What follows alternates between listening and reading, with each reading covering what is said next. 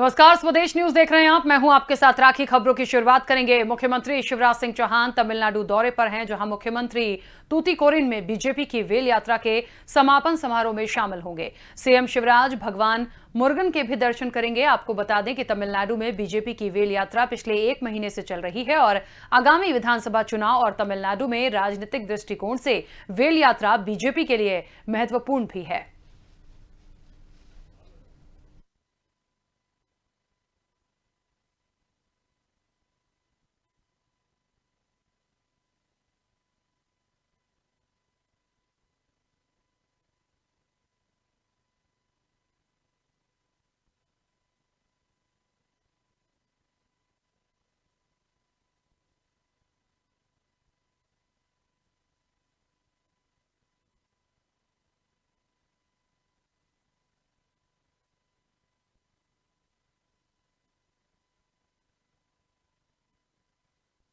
विस्तार को लेकर सरगर्मियां तेज नजर आ रही हैं। मंत्रिमंडल विस्तार से पहले सिंधिया खेमे के मंत्री महेंद्र सिंह सिसोदिया और ओपीएस भदौरिया के साथ इमरती देवी ने लगभग 1.5 घंटे तक बंद कमरे में सहकारिता मंत्री अरविंद भदौरिया से चर्चा की।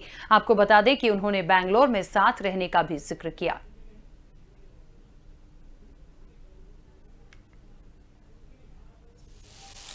मेरे मित्र हैं, लंबे समय बैंगलोर में 22 दिन 22 लोग हमारे साथी थे, तो सहजता में सभी लोग हमसे मिलते भी रहते। मैं भी जाता आता रहता हूँ। कई प्रकार के कार्य रहते हैं सरकार के से संबंधित या उनके कॉन्स्टिट्यूंसी से संबंधित जो भी काम होते हैं। मेरा धर्म भी बनता है उनके काम करना, तो इसलिए सहजता में मुलाकात करने आए थे, सहजता में बातचीत करने आए थे। तो 1-1.5 घंटे हम लोग बैठे थे, भोजन भीजन किया। उसके बाद अभी देश भर के किसान संगठनों ने अपनी मांगों को लेकर 8 दिसंबर को देशव्यापी हड़ताल का आह्वान किया है, तो वहीं कांग्रेस पार्टी ने देशव्यापी हड़ताल का समर्थन किया है। साथ ही पूर्व सीएम दिग्विजय सिंह ने किसानों द्वारा किए जा रहे भारत बंद का समर्थन करते हुए लोगों से शांतिपूर्ण तरीके से प्रदर्शन करने की अपील की है।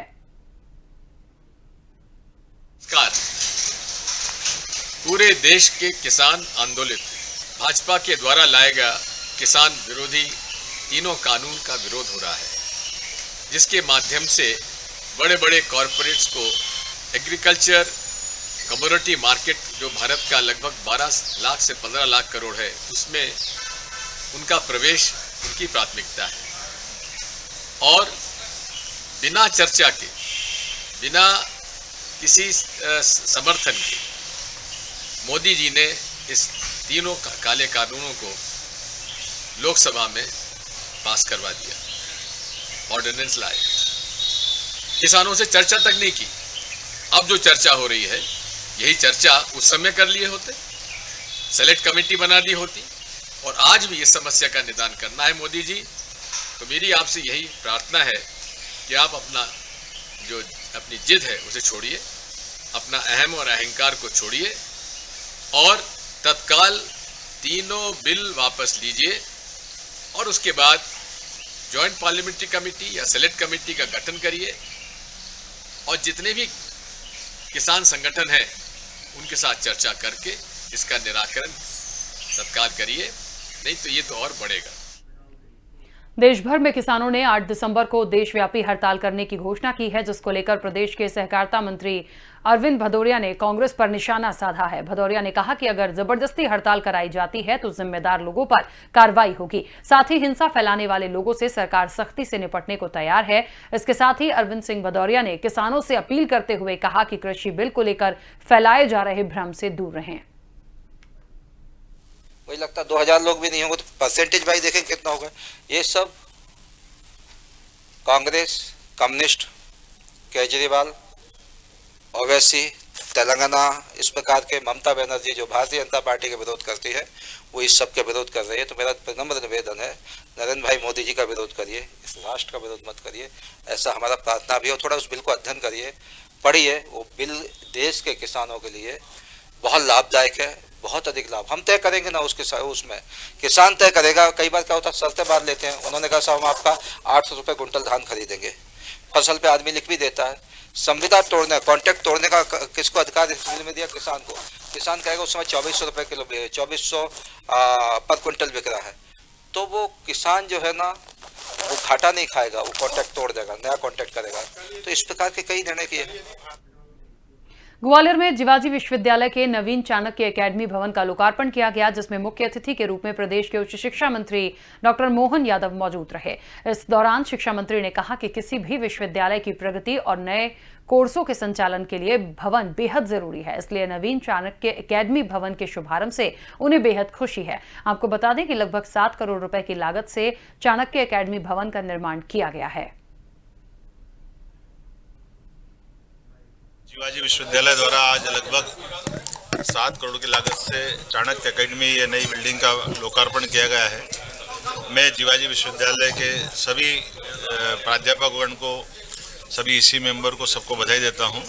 शिक्षा के क्षेत्र में कोई भी नया काम अगर करना है, कदम बढ़ाना है, तो भवन की अत्यंत आवश्यकता होती है। मुझे प्रसन्नता है कि आज एक अच्छा भवन का लोकार्पण हुआ है।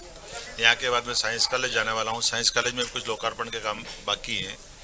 हमारा प्रयास है कि कुल मिलाकर के शिक्षा के क्षेत्र में यशस्वी मुख्यमंत्री माननीय शिवराज सिंह जी चौहान के नेतृत्व में हम लगातार अच्छा काम करते जाएं और वर्तमान के कोरोना के कष्ट के बावजूद भी मध्य प्रदेश का उच्च शिक्षा विभाग लगातार अपने गति में गतिमान है। देश भर में किसान कृषि कानूनों को लेकर आंदोलन कर रहे हैं, तो वहीं किसान आंदोलन को लेकर प्रदेश के उद्यानिकी मंत्री भारत सिंह का बयान सामने आया है, जिसमें उन्होंने कुछ कहा कि विपक्षी दल की विचारधारा रखने वाले लोग ही आंदोलन कर रहे हैं, जबकि मूल किसानों को कृषि बिल से कोई दिक्कत नहीं है। साथ ही उन्होंने कहा कि विपक्ष को केवल इस बात से दिक्कत है कि केंद्र सरकार किसानों के हित में काम कर रही है। देखिए, हमेशा सरकार ने ये कहा है, केंद्र सरकार ने, राज्य सरकार ने, कि किसानों को कहीं ऐसा लग रहा है कि हमारे हित में कहीं कोई एक आध निर्णय गलत है या सही है, जो भी उनके मन में बात हो, सरकार के दरवाजे हमेशा किसानों के लिए खुले रहे और ये सरकार किसानों की सरकार है। बीच में जो लोग अपनी जो दल के आधार पर किसानों का बहाना लेकर अपनी उपस्थिति दर्ज करा रहे हैं, सच्चाई तो ये, मैं आप सबके माध्यम से किसान भाइयों से भी निवेदन करूंगा, प्रार्थना करूंगा कि ठीक तरह से जो केंद्र सरकार ने जो कानून पास किया है उसको ठीक तरह से स्टडी करें। किसानों के हित में ये निर्णय है।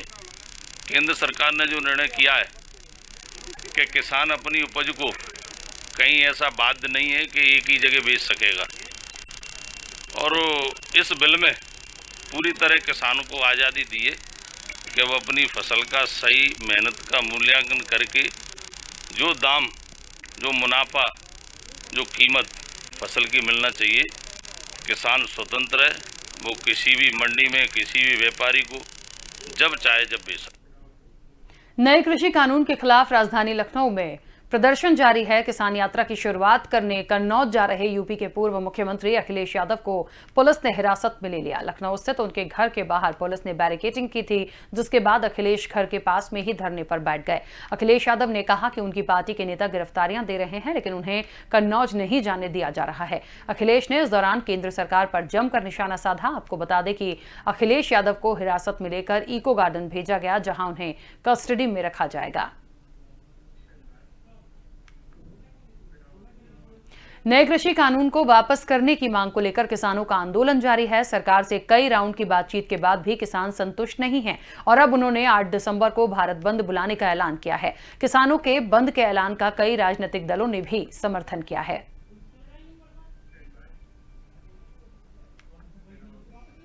उधर देश भर के किसानों ने कृषि कानूनों को लेकर 8 दिसंबर को देशव्यापी हड़ताल की घोषणा की है, जिसके चलते भारी पुलिस बल तैनात किया जा रहा है। डीआईजी इरशाद वली ने बताया कि पूरे शहर में पुलिस पेट्रोलिंग और चेकिंग पॉइंट लगाए गए हैं। अगर किसी प्रकार की हिंसा होती है तो जिम्मेदार लोगों पर कार्रवाई की जाएगी। तो हमारे जानकारी बल है भोपाल जिले का, उसके अतिरिक्त जो है करीब 400-450 का बल लगे। कोई संगठन ने अभी तक किसी तरह से सामने आके कहा कि भोपाल में नहीं, अभी हमारे पास आया नहीं है किसी भी तरह का, लेकिन जो हमारी जानकारियां हैं, जो संगठन उसको सपोर्ट कर रहे हैं, उन पर निगाह रखे हुए हम, ताकि उस समय जो है जो माकूल कार्रवाई है वो पूरी कर सकें। नाकों पर आप लोग की तैयारी है कि शहर के भीतर? मैं बताया ना, नाकों के अतिरिक्त जो है पिकेट्स रहेंगे, शहर के अलग अलग जगहों पे पिकेट्स रहेंगे, जो संवेदनशील जगह है वहाँ पे पिकेट्स रहेंगे, मोबाइल पेट्रोलिंग गाड़ियाँ रहेंगी, सब सारे इंतजाम करेंगे। दिल्ली में चल रहे किसान आंदोलन की आग अब पूरे देश में फैलने लगी है। सोमवार को राजधानी भोपाल के गांधी भवन में कुछ रहवासी एक दिन के उपवास पर बैठे। आपको बता दें कि ये उपवास केंद्र सरकार द्वारा लाए गए कृषि कानूनों को वापस लेने की मांग को लेकर किया गया। वो जो हमारा किसान वहाँ खड़ा है, अपनी मांग को लेकर खड़ा है और जायज मांग को लेकर खड़ा है, हम उसके साथ में हैं और हम कोई उस पर एहसान नहीं कर रहे हैं, क्योंकि उसकी मांगों से हम सीधे जुड़े हुए हैं। हम जो दिख नहीं रहे हैं, हम भले ही खेत में नहीं है, लेकिन हम पर उसका असर पड़ने वाला है। तो दरअसल हम अपनी मांगों के लिए उनका समर्थन कर रहे हैं। वो आंदोलन कर रहे हैं, वो उस आंदोलन को इतनी ताकत से कर रहे हैं, जिस तरीके से उनके साथ रवैया एक आतंकियों की तरह अपनाया जा रहा है, वो बेहद गलत है। वो अपनी बात रख रहे हैं और हमको उसका नुकसान ना भुगतना पड़े आगे, हम इसलिए उनके सपोर्ट में खड़े हैं। हम अपनी आवाज़ उनकी आवाज़ में मिला रहे हैं। बहुत सारे युवा, और सिर्फ यहाँ नहीं, ये तो एक जगह है गांधी भवन भोपाल, इसके अलावा पूरे देश में लोग अपने अपने जगहों पे, अपने अपने घरों में बैठ कर के उपवास कर रहे हैं। हमारे पास पूरे देश से तस्वीरें आ रही हैं, नॉर्थ ईस्ट से लेकर के दक्षिण भारत से लेकर के देश के गांव-गांव से हज़ारों लोग इस वक्त अनशन में बैठे हुए हैं, एक दिन का उपवास कर रहे हैं। और आज के उपवास का, इस गांधीवादी रास्ते को लेने का हमारा जो उद्देश्य वो ये है कि हम आज एक दिन उपवास कर, एक दिन अन्नदाता के लिए अन्न त्याग कर ईश्वर से प्रार्थना कर रहे हैं सरकार की सद्बुद्धि के लिए। हम ईश्वर से प्रार्थना कर रहे हैं कि वो भारत सरकार को सद्बुद्धि दे, कि वो हमारे देश के किसानों की बात को सुने। उत्तर प्रदेश के मुख्यमंत्री योगी आदित्यनाथ से मध्य प्रदेश विधानसभा के प्रोटेम स्पीकर रामेश्वर शर्मा ने मुलाकात की। ये मुलाकात लखनऊ स्थित मुख्यमंत्री आवास पर हुई। आपको बता दें कि रामेश्वर शर्मा रविवार को अयोध्या दौरे पर पहुंचे थे, जहां उन्होंने श्री रामलला के दर्शन किए और मंदिर निर्माण की गतिविधियों का जायजा लिया था।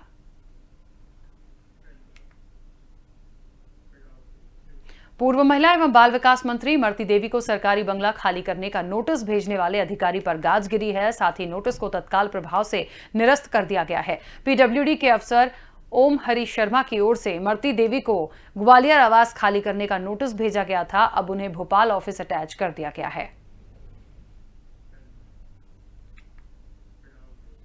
दक्षिण भारत की मशहूर एक्ट्रेस विजया शांति सोमवार को भाजपा में शामिल होंगी। दिल्ली में अमित शाह के साथ विजया शांति की मीटिंग हुई, जिसके बाद दोपहर में आधिकारिक तौर पर भाजपा के राष्ट्रीय अध्यक्ष जेपी नड्डा उन्हें पार्टी की सदस्यता दिलाएंगे। आपको बता दें कि अभिनेत्री खुशबू के बाद विजया शांति दूसरी बड़ी स्टार हैं जो बीजेपी में शामिल हो रही हैं।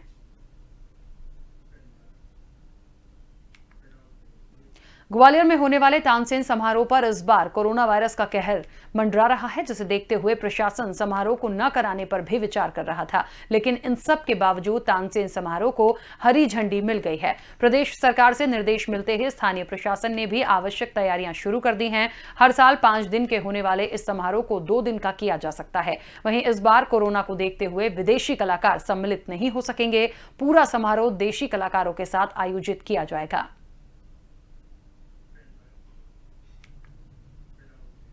प्रदेश भर में अवैध निर्माण के खिलाफ मुहिम चलाई जा रही है, तो वहीं भोपाल में नगर निगम ने बड़ी कार्रवाई की है, जिसके तहत कोहेफिजा थाने इलाके में ड्रग माफिया रईस रेडियो के अवैध निर्माण पर बुलडोजर चलाया गया। आपको बता दें कि रईस रेडियो ने 2500 वर्ग फीट पर बिना अनुमति के अवैध निर्माण कराया था, जिसके बाद निगम के अमले ने रईस रेडियो की बिल्डिंग पर तोड़फोड़ की कार्रवाई की। इस दौरान मौके पर जिला प्रशासन, नगर निगम और भारी संख्या में पुलिस बल तैनात रहा।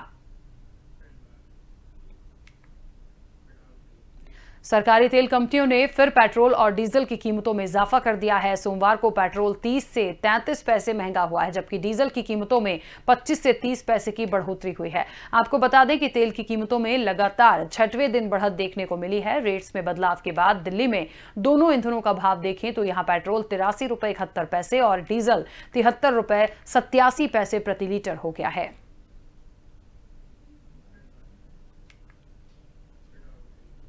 शिवपुरी में अज्ञात लोगों ने युवक को गोली मार दी और मौके से फरार हो गए। देहात थाना इलाके में देर रात युवक घायल अवस्था में सड़क पर मिला, जिसे स्थानीय लोगों ने अस्पताल में भर्ती कराया। बताया जा रहा है कि युवक के सिर पर गोली लगने से उसकी हालत गंभीर बनी हुई है, जिसे इलाज के लिए ग्वालियर रेफर कर दिया गया है। उधर पुलिस ने मामला दर्ज कर आरोपियों की तलाश शुरू कर दी है।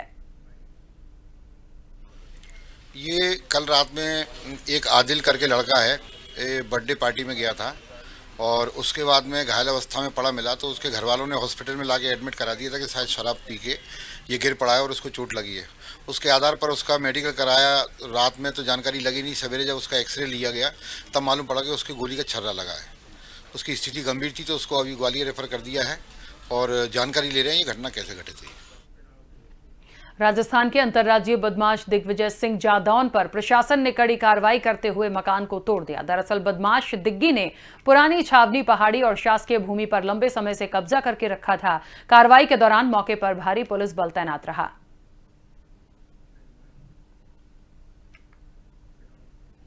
उधर बालाघाट में चलती कार में अचानक आग लग गई। आपको बता दें कि आग की लपटें इतनी तेज थी कि देखते ही देखते पूरी गाड़ी जलकर राख हो गई। हालांकि आग लगते ही राहगीरों ने कार में बैठे लोगों को किसी तरह बाहर निकाला, जिससे किसी के हताहत होने की खबर नहीं है। वहीं सूचना मिलते ही मौके पर पहुंची फायर ब्रिगेड की टीम ने आग पर काबू पाया।